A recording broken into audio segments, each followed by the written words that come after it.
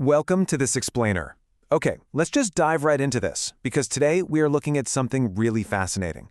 We live in an era where massive, sweeping political narratives can spread across the entire globe in a matter of hours. But, how do we actually separate wild claims from verifiable reality? In this explainer, we're first going to examine a striking, highly specific political narrative that's been circulating online.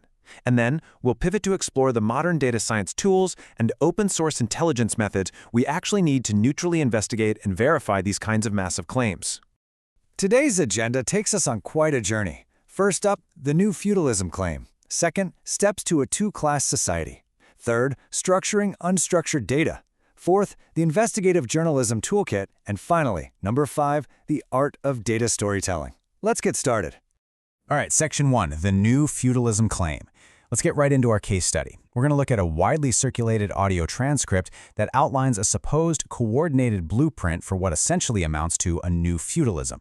And to be absolutely clear right off the bat, our goal here isn't to validate or endorse any of these claims. We are simply going to neutrally examine the anatomy of this narrative exactly as it was presented in the source material. So the core thesis of this narrative is highly specific. The transcript alleges a coordinated plan by what it explicitly calls very, very wealthy white men, specifically citing financiers, tech pros, and businessmen.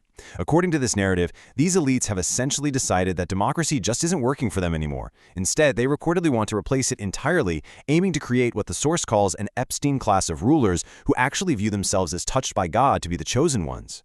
The ultimate goal of this alleged plot is a strict two-class society. According to the text, this theory claims there will be an absolute, complete elimination of the middle class, the upper middle class, and the lower middle class. In this supposed future, society is stripped all the way down to just two extremes. On one side, you have the incredibly wealthy kings or lords, and on the other, an impoverished workforce of laborers who are effectively reduced to modern-day serfs. Moving on to Section 2, Steps to a Two-Class Society.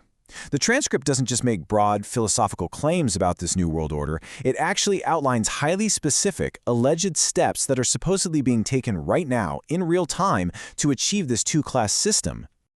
There are 4 primary phases detailed in the source. Step 1 reportedly involves cutting all aid and services to anyone the elites deem useless people. The transcript specifically identifies these targeted groups as the elderly, the sick, the disabled, children with disabilities, and the LGBTQ community. The claim here is that by cutting services and attacking the nonprofits that support these groups, the most vulnerable populations are systematically weakened. Step 2 involves dismantling protective institutions.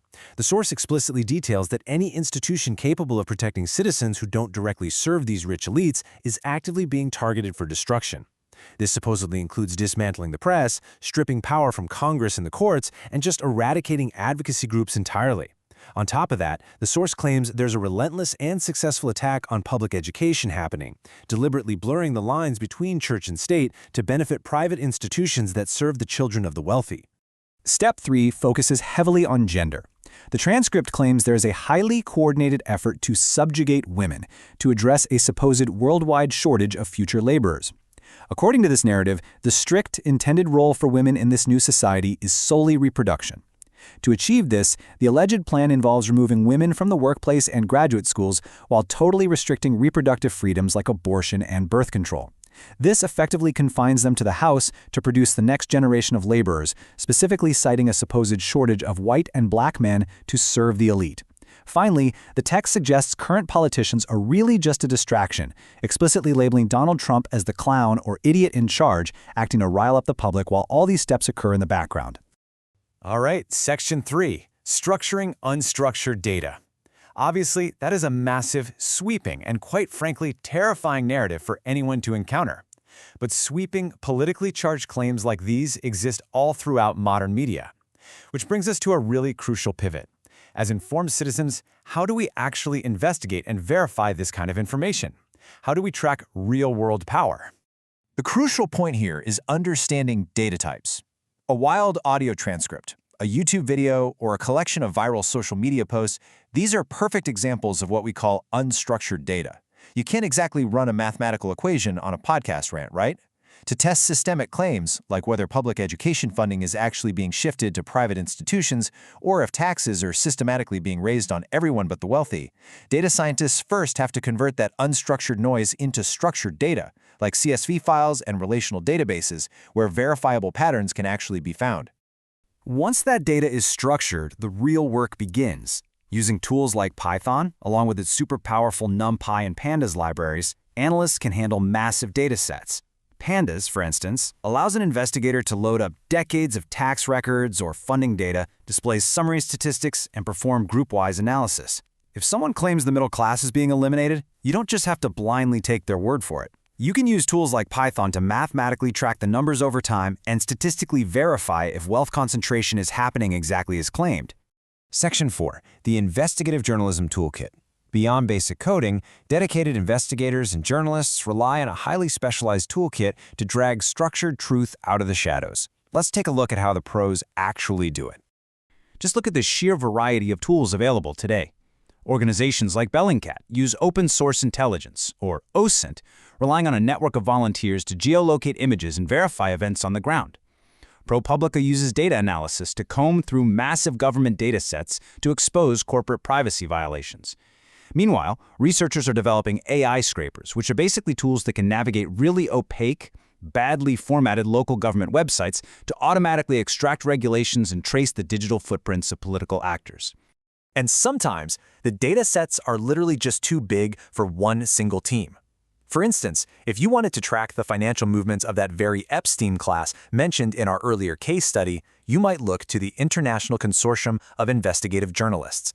Their offshore leaks database actually crowdsources its structured data. They ask journalists and regular citizens globally to comb through millions of leaked documents to help track global corruption, offshore tax havens, and backroom deals. It quite literally takes a global village to verify these massive narratives. Section 5. The art of data storytelling. But here is a hard truth. Having the data just isn't enough. You could have the most perfectly structured Pandas data frame in the world, proving or disproving a massive political conspiracy. But if you can't communicate it effectively, no one is going to care. And that brings us to the art of data storytelling. Data storytelling is essentially the practice of translating complex analytics into a compelling narrative. When you combine hard data with visual charts and a really clear narrative structure, the information becomes significantly more memorable, far more engaging, and ultimately deeply persuasive to the general public. It removes ambiguity and actually guides decision-making. We see this kind of storytelling in action all the time. Publications like 538 use rigorous data analysis to track everything from presidential lawsuits to election polling, turning dry statistics into highly accessible journalism. Outlets like The Pudding create these beautiful visual essays that walk readers through complex cultural questions step by step. Interestingly, the developers at The Pudding note that working with strict technical constraints actually improves the quality of their work, forcing them to eliminate irrelevant aesthetics and focus purely on the core data-driven narrative. So, what should you take away from all of this? We started with a terrifying, unstructured audio clip claiming the imminent arrival of a new feudalism, but we ended with a toolkit. The next time you encounter a sweeping, emotionally charged narrative about global control popping up on your social media feed, ask yourself, will you just passively consume it, or will you use modern data tools, open source intelligence, and the power of data storytelling to structure the facts and investigate the truth for yourself? The tools are out there, the choice is yours. Thanks for joining me on this explainer, and I'll catch you on the next one.